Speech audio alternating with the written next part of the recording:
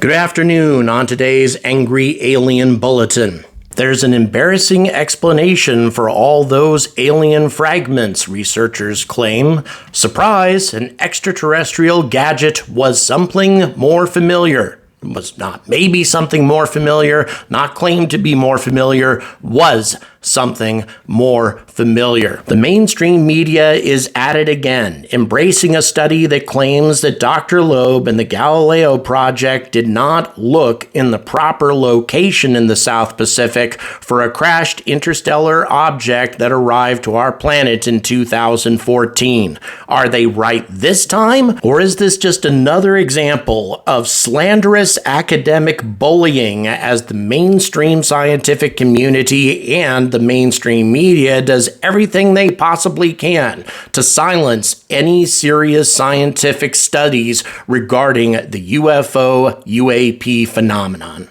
All of this and more coming at you on the Angry Astronaut right now. Good afternoon, and once again, welcome to another episode of the Angry Astronaut, another Angry Alien Bulletin. Let me tell you something. Things are getting ugly in the whole UFO UAP controversy.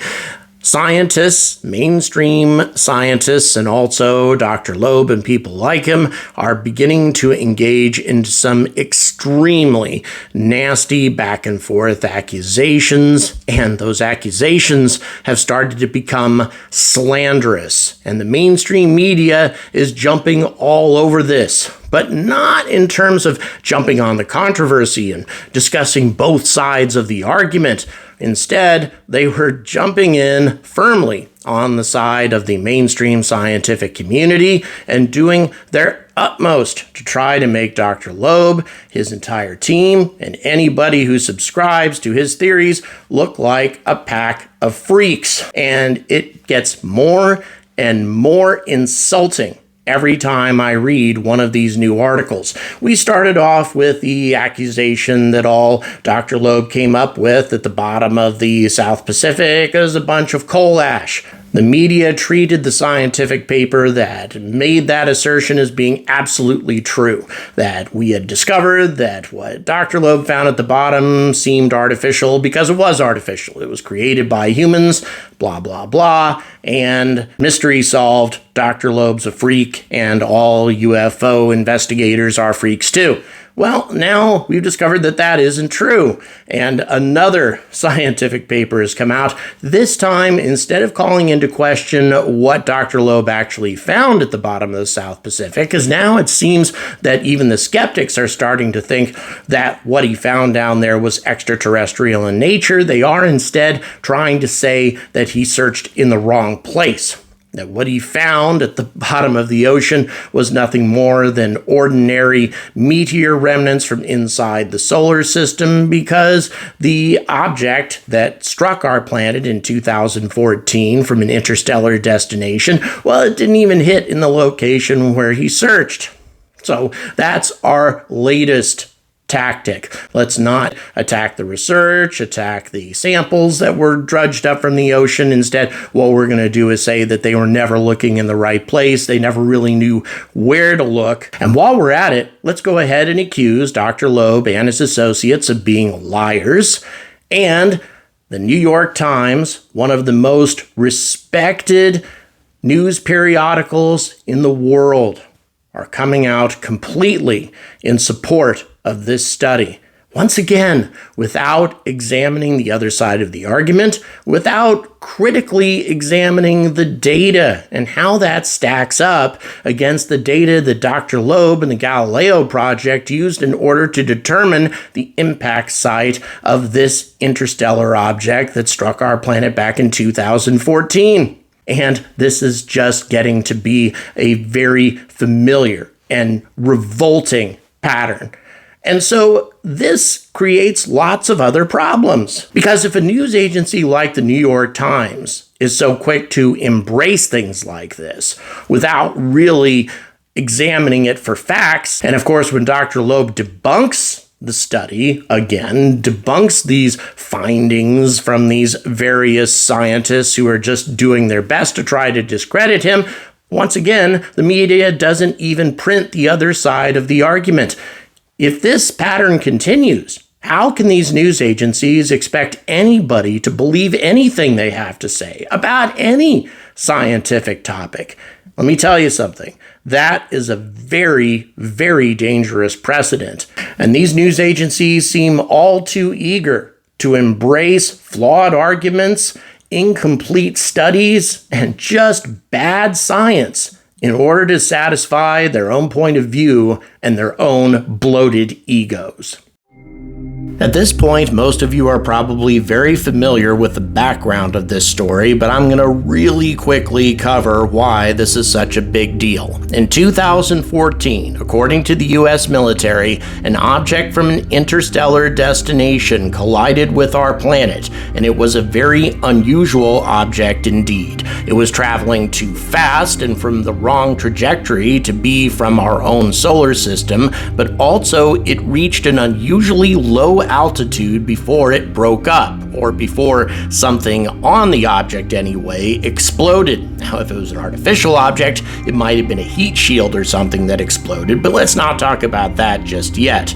And so, an expedition led by Dr. Avi Loeb and the Galileo Project went out to the suspected crash site where, again, the military and the Center for Near-Earth Object Studies said that the object crashed, and lo and behold, they found hundreds of little spherules that tend to be the same kinds of spherules that one finds in the aftermath of a meteorite crash, except the composition of these spherules was extremely unusual. I'm not going to get into all of the chemical details of what these objects were made out of, but they didn't correspond to any types of meteors that we are familiar with from our own solar system. Indeed, they might have been artificial. And by the way, Dr. Loeb and his associates also dredged a location that had no relation whatsoever to the crash site as sort of a control area to see whether or not they would find the same types of spherules in an area that was not associated with the meteorite impact. And sure enough, they didn't find anything. So that seemed to be pretty compelling evidence, but not good enough evidence for some people. And so last fall, Benjamin Fernando, a planetary seismologist at Johns Hopkins University, this is according to the New York Times, I'm quoting directly from the article, led a team that re-examined the nearby seismic signals that were used to determine this crash site location and concluded that they were not evidence of the extraterrestrial or anything close to it. And so the New York Times interviewed Fernando in the following professional manner. In one paper, Dr. Loeb and a co-author wrote that they confirmed the fireball location in the ocean from the timing of the strong seismic signal. But you've determined that the seismic information wasn't coming from a meteor. What do you think it was coming from? The response, a truck. As in a hyperspeed alien truck? Oh boy, really professional here, New York Times. No, it was an ordinary truck, like a normal truck driving past a seismometer. And that truck was traveling where? In the Milky Way? No. The truck was traveling on the same island in Papua New Guinea. It's an ordinary Earth truck. I guess technically that's in the Milky Way. How did you conclude that we're not being invaded by aliens? We looked at 2 weeks of data around the time of the event. We saw hundreds of similar signals like the ones Loeb studied. If there are hundreds, they can't all be meteors. Of those hundreds of signals, most occur during daylight hours. The one Loeb saw, the ones we saw, all happen much more during the day. That's an indication of anthropogenic noise. Human-created noise? Yes. And then Matt Richtel wraps up his argument thusly. In the conclusion of your paper, you write that you have a very high degree of confidence that the purported fragments of the meteor recovered from the seafloor have nothing to do with the fireball, and therefore that the stuff plucked from the ocean floor was probably just stuff from Earth, or maybe a bit of the thousands of tons of meteors that reach the Earth every year. So we shouldn't worry that aliens are invading our hospitals. You'd be quite reasonably justified in not worrying about aliens invading hospitals. Newsflash, guys, Avi Loeb never made a claim like that or anything similar to that. So what's the bigger lesson from all this? There are two. One, if you want to do a seismic analysis, it's ideal if you check with a seismologist first. The other is, it's not aliens. Now, this is already one of the most patronizing articles that I have ever read in my life, but it goes to new levels when the authors of this paper went to the Daily Mail and talked to them about it. This is a different author of the paper, one Dr. Desh, but he is engaging in slander. Quote, "If he, Dr. Loeb, were honest about the seismometer data, he'd have to admit that he had no idea where to look. But it's too late for that now. He went on a wild goose chase, and now he has egg on his face." Now keep in mind, the authors of this paper do not actually say that the area that Dr. Loeb searched in is outside of the search area. They simply say that there's no way to accurately tell exactly where the object crashed into the ocean, and the area is about 227,000 square kilometers in size, and so therefore we have no remote idea where the object actually impacted, although they are making use of publicly available seismic information through the Department of Defense. In determining the exact crash site, the Department of Defense gave Dr. Loeb information that was gathered with classified sensors as well as the publicly available seismic data, and this is something that the authors don't mention, the New York Times doesn't mention, nobody mentions. And also, they don't bring up the fact that the Galileo Project team examined a control area outside of the impact site and found nothing. And they found all these spherules exactly where the Department of Defense said they might find them. However, in spite of all of this, it doesn't keep these people from accusing Dr. Loeb of being dishonest. He's not being honest about the seismometer data and trying to cover it up because he has egg on his face. This is a slanderous accusation. And of course, Dr. Loeb had a response that nobody is publicizing, which is one of the reasons why I'm making this video. Dr. Loeb begins by referring to all the jokes and bad humor contained in the New York Times articles and said, quote, "We should laugh at a joke, right? But the problem with this joke is that it makes fun of serious science that is substantiated by facts documented by NASA, JPL, and derived from sensors aboard U.S. government satellites.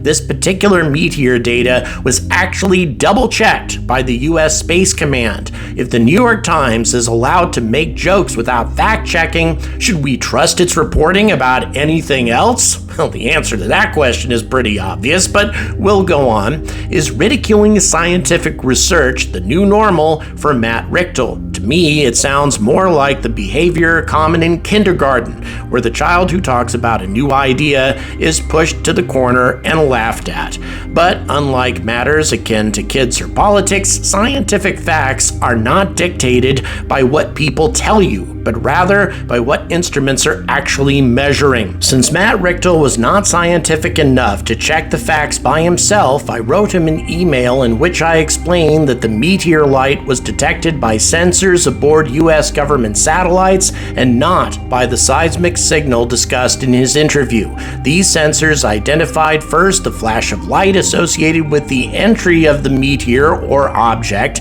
into the Earth's atmosphere at a latitude of 1.2 degrees south and a longitude of 147.1 degrees east. This was the detection flash mentioned in the document containing the fireball light curve. As the meteor traveled deeper in the Earth's atmosphere on a trajectory inclined at 31 degrees relative to the Pacific Ocean surface, it showed 3 detonations through 3 prominent flares in its light curve over 0.3 seconds. The last flare was the brightest, representing where most of the debris should be located. The meteor's peak brightness location was documented on the official website of the Center for Near-Earth Object Studies Fireball Catalog, compiled by NASA and the JPL. Keep in mind, guys, this isn't Avi Loeb's research. This isn't his data. This isn't his observations. These are the locations that have already been determined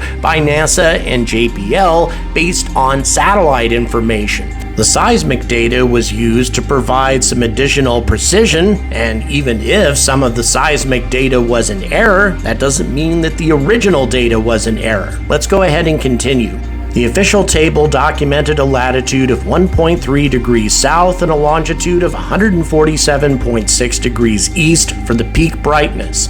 The line connecting the atmospheric entry flash with the peak brightness flash is perfectly aligned with the direction of motion that was measured for the meteor. Once again, when we say meteor, we actually don't know what the object really was because it survived to a low enough altitude to suggest that it was substantially tougher than any nickel iron meteor that's ever been detected in the past, and also the material that was recovered is not consistent with any meteors that we are familiar with here in the solar system. Hence some of the theories about artificial origin, alien origin, etc. But let's go ahead and continue. At this point, you might wonder, why would Ben Fernando claim that the meteor signal is actually a truck? Is he saying that the US government satellites had mistaken a truck for the light from a fireball? No, Ben was referring to completely independent public data from stations which record seismic and acoustic data on Earth.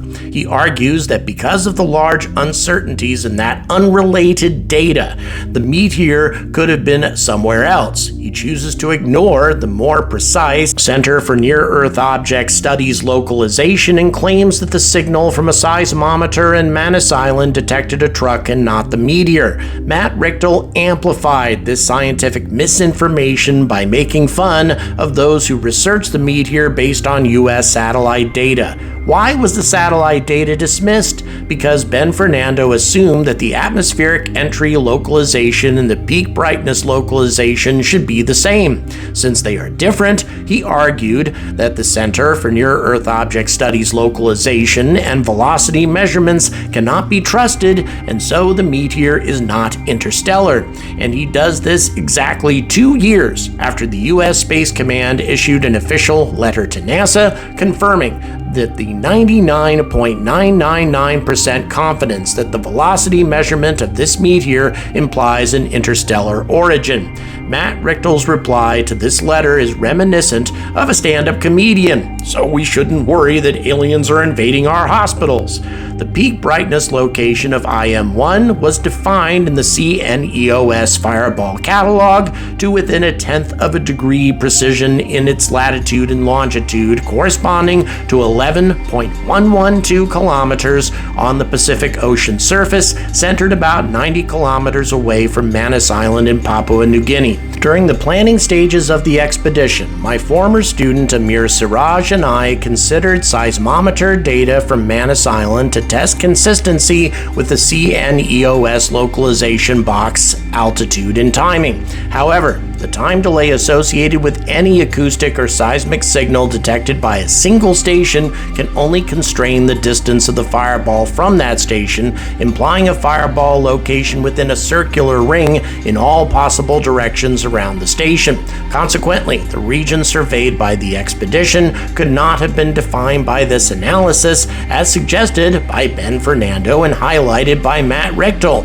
Actual localization requires multiple stations of acoustic or seismic data, but that analysis resulted in a large 90% confidence ellipse, consistent with the better localization box derived by US government satellites and documented by NASA JPL in the CNEOS catalog. So the data that Avi Loeb and his group made use of was much more accurate than just seismic data. Like every other attack that's been made on the Galileo Project and Dr. Loeb, we are narrowing down a particular part of the research, a particular piece of data, and then taking it out of context and claiming that it somehow debunks Dr. Loeb's claims while ignoring all the other data, all of the other research that the Galileo Project undertook in order to come to their conclusions. This expedition was the result of many years of study, gathering data from all kinds of different sources, not just from one group of sensors, not just from one particular source. And yet, anytime one of these ill-conceived and incomplete scientific studies comes out that allegedly debunks Dr. Loeb's work and the work of the Galileo Project, the mainstream media jumps on it and embraces it as the gospel truth, and then refuses to print a retraction when that study is proven to be completely inaccurate or just a load of nonsense. And by the way, when Dr. Loeb sent an email to the New York Times with all of these details, this is the response he got. Dr. Loeb, I forwarded to my editor. Best, Matt Richtel, New York Times. Since then, no response or correction has been issued by the newspaper. The editor probably chose not to confuse the readers of Matt Richtel's article with facts. Richtel's sloppy reporting should have been disappointing to anyone with scientific integrity, but the lack of response must mean that ignoring facts is not outside the toolkit of the chief editor on science on the New York Times. And this is very disturbing indeed when you consider that the New York Times operates under the motto, all the news that's fit to print. And yet, look what they choose to print and what they choose not to. So first of all, I would like to encourage all of my viewers to issue a demand for a retraction from the New York Times, and I have a link on how to do that in the description. And also, I would like to thank Andrew Titus and also John Mruzik, my latest Patreon supporters, along with Robert Godis, who edited his contribution on Patreon significantly. Thank you so much for all of your support. It makes such a huge difference to what I can create on this channel. If you'd like to join these Patreon supporters, all the details are in the description, and incidentally, I'm going to be carrying out a members-only live stream about alien and UAP topics exclusively this coming weekend, so looking forward to all of that. Please don't forget to like and subscribe, and as always, stay angry about space.